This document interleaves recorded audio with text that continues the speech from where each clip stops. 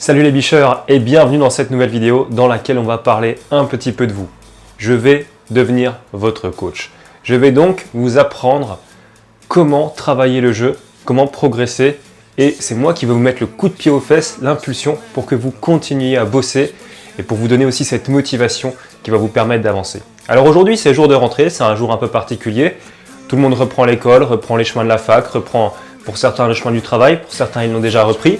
Mais ensemble, on va reprendre une nouvelle année et dans cette année, on va bosser les échecs et on va essayer d'aller le plus loin possible. Je vais essayer d'emmener chacun d'entre vous le plus loin possible. Pour ce faire, je vais vous présenter aujourd'hui deux nouvelles positions. Donc une position qui est une position, on va dire, dans laquelle il y a, je dirais, une petite astuce tactique. La voici. Voici la position en question, dans laquelle il y a une petite astuce tactique alors qu'on n'est pas très bien par ailleurs. Et la deuxième position, vous allez voir, cette position-ci, c'est une position dans laquelle finalement il y a un gain, je dirais, finalement assez logique puisque ce sont des coups très menaçants, à chaque fois quasiment des échecs, et puis au final pour aboutir à une combinaison finale qui va mettre un terme au débat. Donc voilà, donc on va être ensemble encore sur cette vidéo. Pour toutes les personnes qui sont soucieuses de progresser, je vous invite donc à consulter le blog dans lequel je publie régulièrement des articles en lien avec le jeu d'échecs.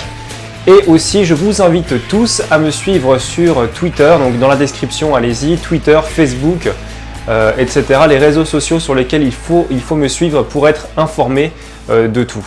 L'avantage de me suivre aussi sur le blog, et il y a un lien qui est très intéressant dans la description, c'est pour que vous me donniez votre adresse mail, pour que je puisse vous avertir, par exemple si jamais il y a, admettons, un live, admettons, si jamais il y a la sortie d'un e-book, s'il y a des cours collectifs ou si, etc. Vous serez vraiment tenu informé de toutes les nouveautés et vous aurez des avantages que vous n'aurez pas si vous restez simplement sur la chaîne YouTube et que vous ne me donnez pas votre adresse mail. Alors je vous rassure, ça restera entre vous et moi. Il n'y aura aucun prestataire externe ni personne à qui je vais refourguer vos adresses mail. Ça restera juste entre vous et moi.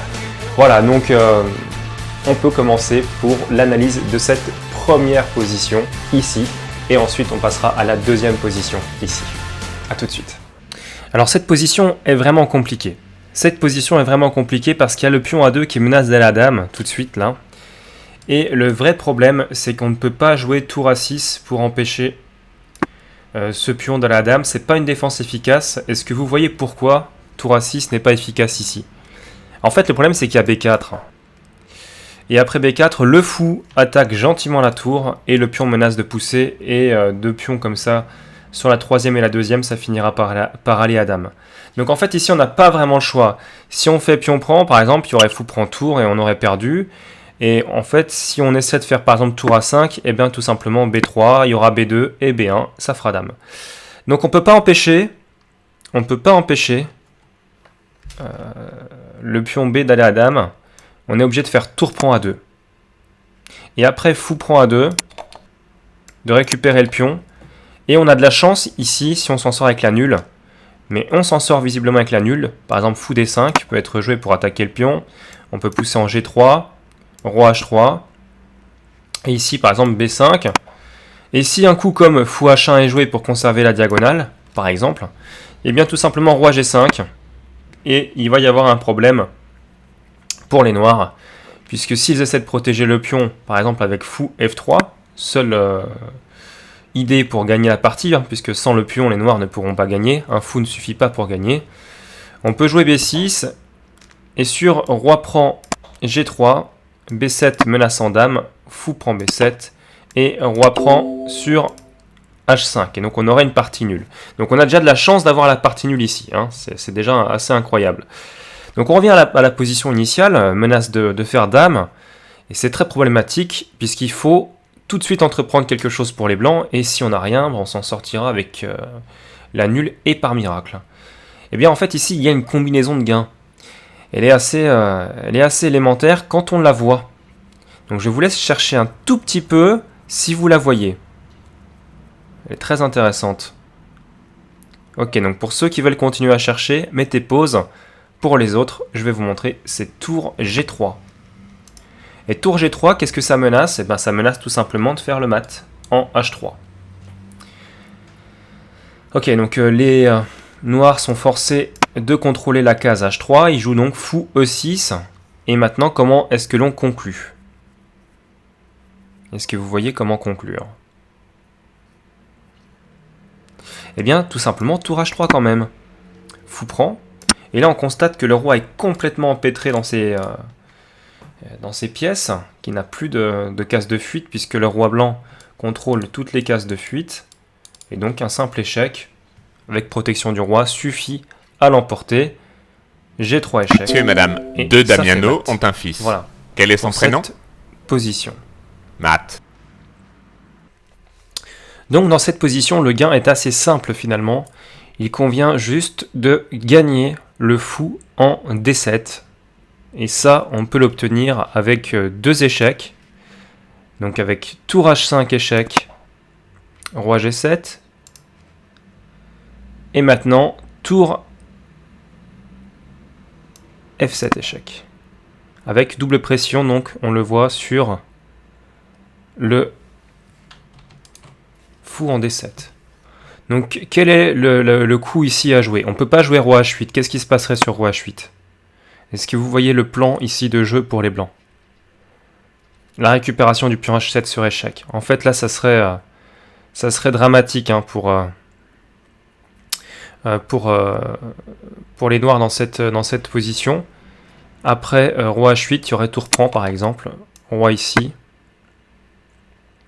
Et ça sent fortement le gain, donc on pourrait tout simplement récupérer sur D7, on pourrait essayer de mater, à savoir est-ce qu'un mat est possible ici, je ne pense pas, mais c'est vrai qu'on en est très très proche. Donc les noirs ne vont pas jouer comme ça, ils vont jouer roi G8. Hein. Et qu'est-ce qui se passe ici après roi G8? Comment est-ce que vous joueriez? On va menacer en fait un mat. Les noirs vont devoir couvrir et on va pouvoir récupérer la pièce. Le mat, c'est tour G5. Donc il y a deux possibilités. Soit les noirs jouent roi H8 et ils se prennent tour F8 mat. Soit après tour G5, ils jouent tour G6. On échange tout et ils récupèrent le fou sur D7. Et c'est ce qui va être joué. Donc tour G6, tour prend. Pion prend et récupération immédiate sur D7 avec donc gain de la partie puisque 3 pions contre 3 pions, on aura juste un fou de plus.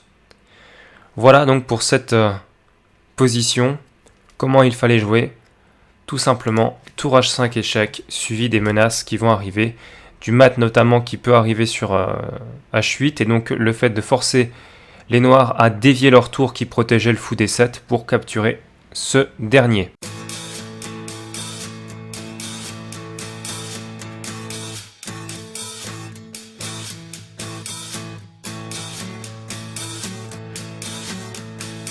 Sitting here wishing on a cement floor, just wishing that I had just something you wore. I put it on when I go lonely. Will you take off your dress and send it to me?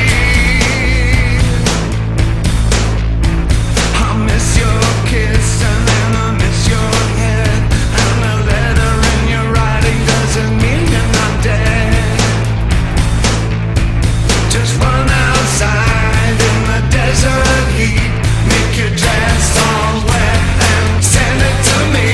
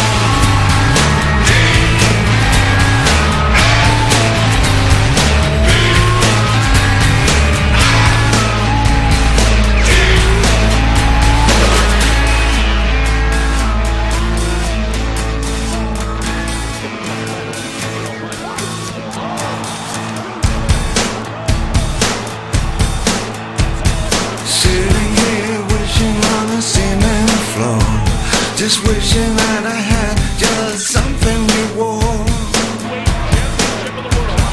Bloody your hands on a cactus tree.